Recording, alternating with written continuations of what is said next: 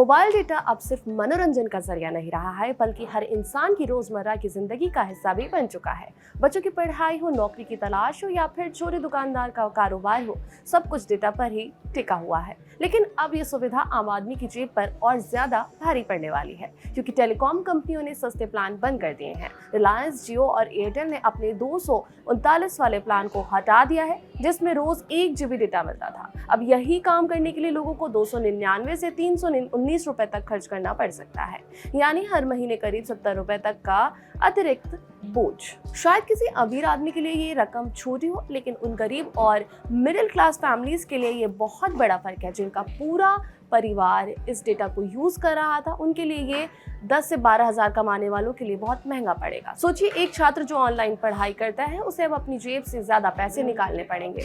नौकरी की तैयारी कर रहे युवाओं के लिए भी यही हाल होगा। पहले जो तैयारी सस्ते इंटरनेट से हो जाती थी, अब वही पढ़ाई महंगी हो गई है।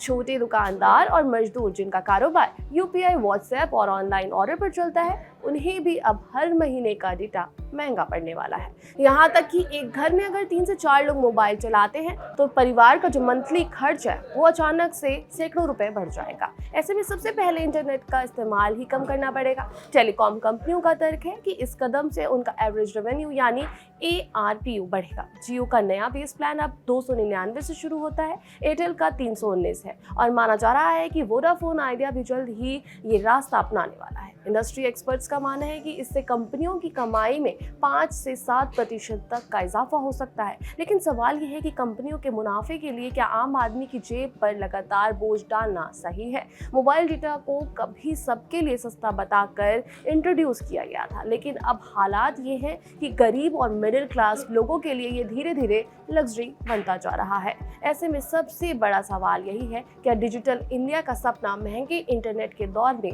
पूरा हो पाएगा? आपकी क्या राय है? हमें कमेंट करके जरूर बताएं।